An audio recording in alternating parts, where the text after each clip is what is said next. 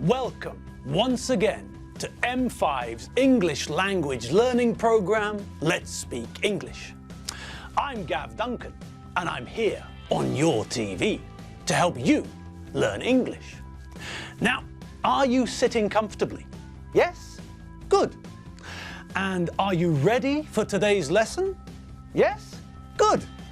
Okay, well, let's learn English together. Hello, people. How are you all? Well, hopefully you're all fine. And you're here, sitting down, relaxed and ready to learn some more English. Are you? You are? Well, good. Okay, so welcome to lesson 158. Yes, today we've reached the 158th lesson. So, pat yourself on the back. We're still going strong, and we reached 158. Okay, so, yesterday, all my troubles seemed so... No, that's not right, is it? No. Yesterday, we started something towards the end of the lesson. And that's where we're going to start this lesson. So, if you're ready, then come on in and let's get the show on the road. Okay, so at the end of yesterday's lesson, we looked at the present continuous and I commented on how versatile it was. Do you remember? Of course you do. Now, we looked at the adjective versatile, and I used the adjective versatile in a couple of sentences to show you how we can use it. A computer is a very versatile machine, for example. We also learned that we can use the adjective versatile with people too. A football player who can control a football with both feet is more versatile than a football player who can only control a football with one foot. Now, think about the most versatile things we know. That's right, the Transformer robots. Transformers, robots in disguise!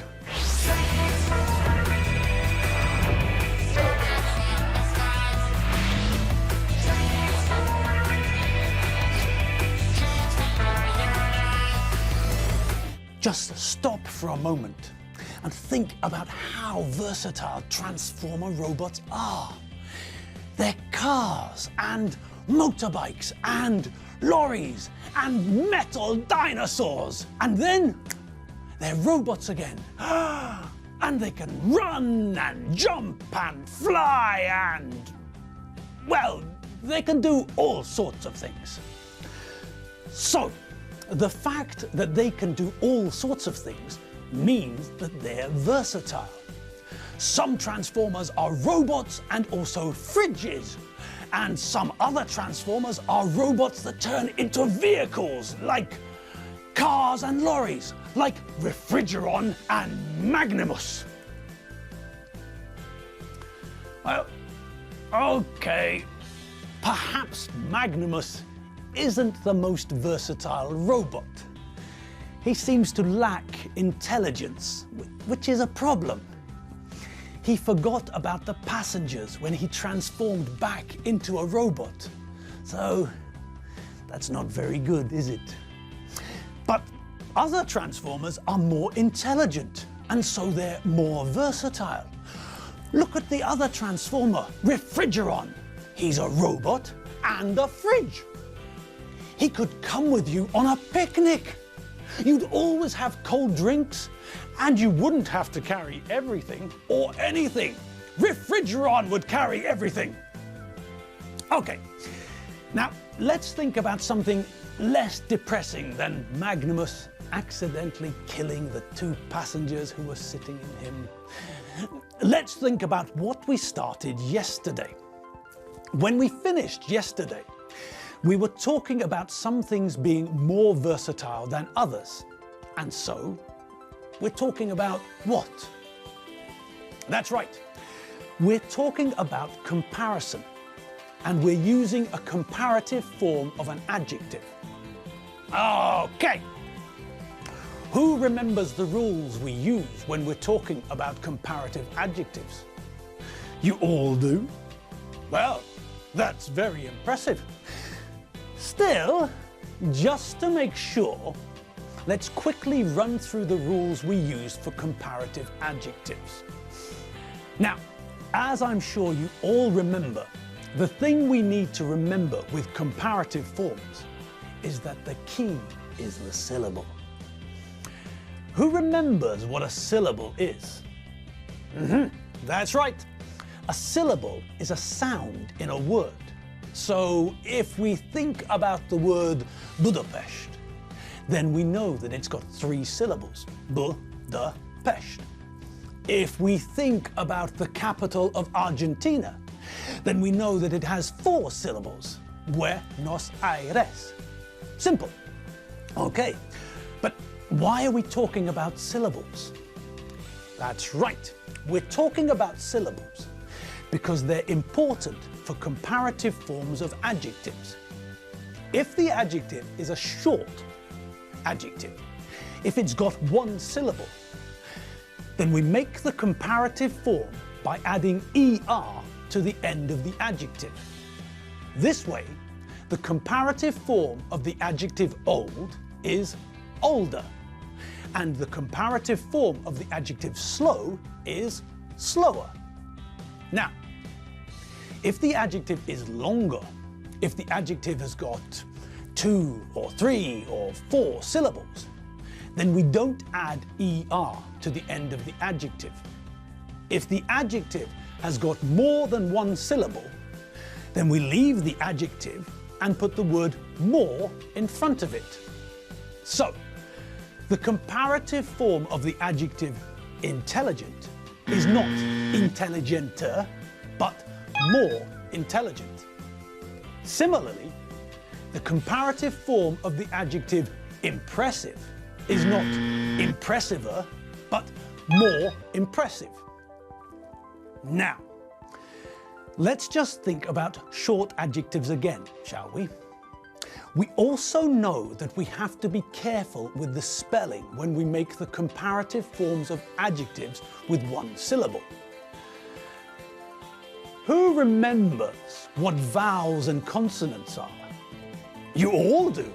My God, that's very impressive. Okay, so when we think about the English alphabet, we can divide the letters into 2 groups. The first group are the vowels, the letters A, E, I, O, and U are the vowels. All the other letters in the alphabet are consonants. Okay, now if the adjective ends in vowel plus consonant, then when we add er to the end of the adjective, we've got to double the last letter. So big becomes bigger with the last letter G doubled. Similarly, the comparative form of the adjective fat is fatter. And again, just like with big, because the adjective ends in vowel plus consonant, we double the last letter before we add er. So, the last letter T is doubled. If the adjective ends in 2 vowels and a consonant, we don't double the last letter when we make the comparative form. So cheap becomes cheaper, not cheaper. Also, if the adjective ends in vowel plus 2 consonants, then we also don't double the last letter before adding er. So old becomes older, not older. If the adjective ends in W, then we also don't double the last letter when we add er to make the comparative form. Slow becomes slower, not slower. Okay, fine. But what about if the adjective ends in Y? Well, if the adjective ends in consonant plus Y, then we change the Y to I before we add er. This means that happy becomes happier and angry becomes angrier. Good. So we all remember the rules related to making comparative adjective forms for both short and longer adjectives. Magic. Do you also remember the other way we can make comparisons? There was another way we learned, wasn't there? That's right. If we use the as form, then we can make comparisons. But do you remember the difference? Yes, that's right. When we use the as form, we don't need the comparative form, we need the adjective. We can say that I'm as tall as you, or we can say that I'm not as tall as you. In both of those sentences, we're making a comparison, but we're not using the comparative form of the adjective. We're using the adjective. We don't say I'm as taller as you, and we don't say I'm not as taller than you. Great. And now, yes, I know, it's been a while, but here she is, ladies and gentlemen, Enid. She's back, and she's looking fantastic. Hello, people. Hello, hello. And how are you all today? You're all looking very well, I must say. Now, apparently, I've only got a short time to talk to you today, so here goes. Do you remember that I told you I made an appointment with my hairdresser? You know? Oh, good. How jolly. Well, I phoned the hairdresser and made an appointment. We fixed a time which was good for both of us. I got to the hairdresser's on time and sat down in the chair. Then the hairdresser washed my hair. She put some shampoo onto my hair and massaged the shampoo into my hair.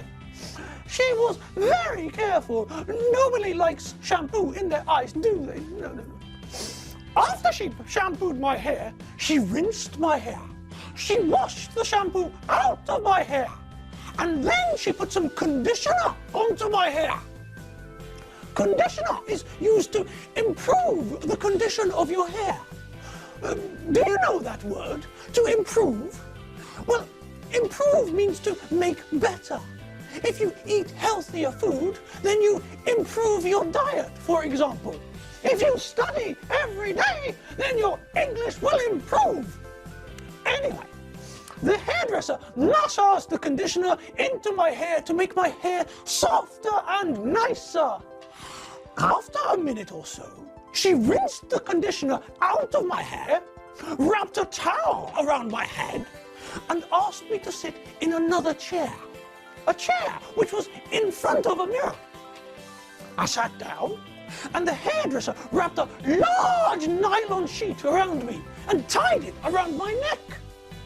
Then the hairdresser asked me, "So, what would you like today?"